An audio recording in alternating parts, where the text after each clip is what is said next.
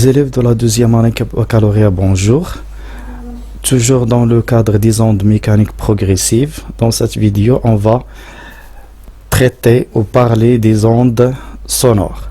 Donc, premièrement, est-ce que les ondes sonores sont des ondes mécaniques? Donc, pour vérifier cette caractéristique, on va faire une petite expérience. Donc, dans cette expérience, qui s'appelle l'expérience de cloche à vide, on va utiliser la cloche à vide en utilisant une sonnette, puis on va vider la cloche de l'air.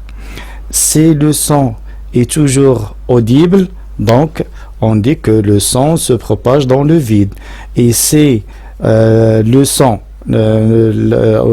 aussi on observe une disparition du son, on dit que le son nécessite un milieu matériel pour la propagation, ce qui montre que le son est une onde mécanique.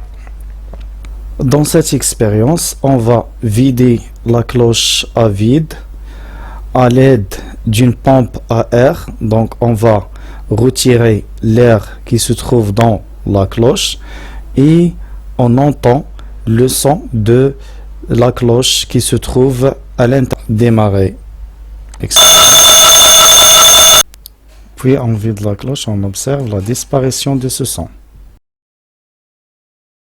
La même expérience mais avec d'autres éléments. Dans cette expérience, le microphone reçoit une onde sonore et on observe la tension sur l'oscilloscope.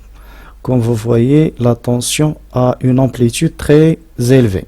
Lorsqu'on vide la cloche, on observe une tension d'amplitude très basse.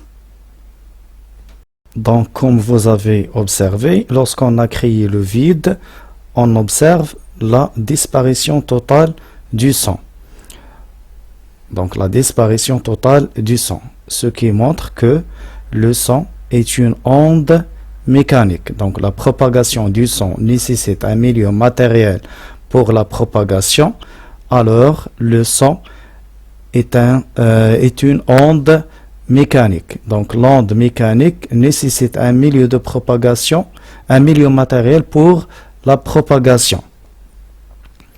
Si elle propage dans le vide, cette onde n'est pas mécanique. Maintenant, on doit vérifier si l'onde sonore est une onde longitudinale. Donc pour cela, on va faire deux expériences simples.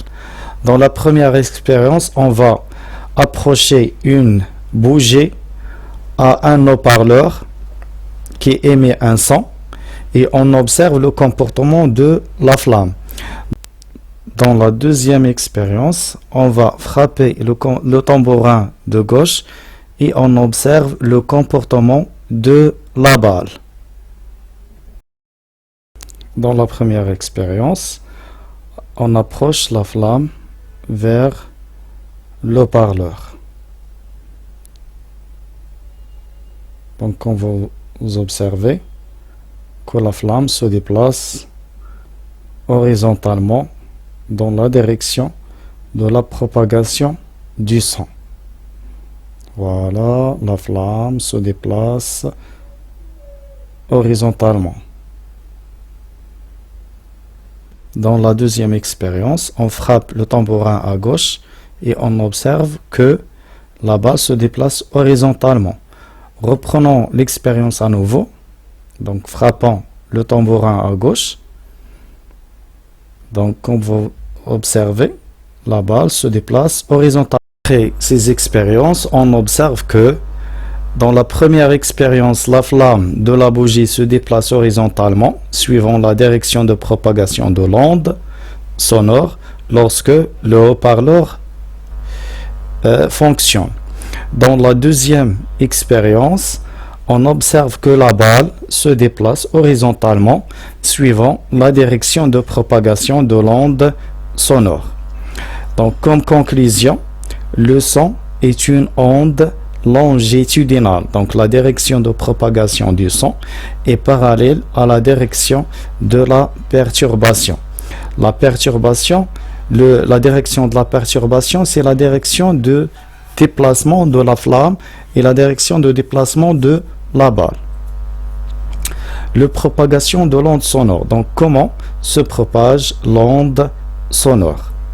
Donc, l'onde sonore est une onde mécanique longitudinale se propageant dans les solides, liquides et les gaz grâce à une compression-dilatation du milieu de propagation.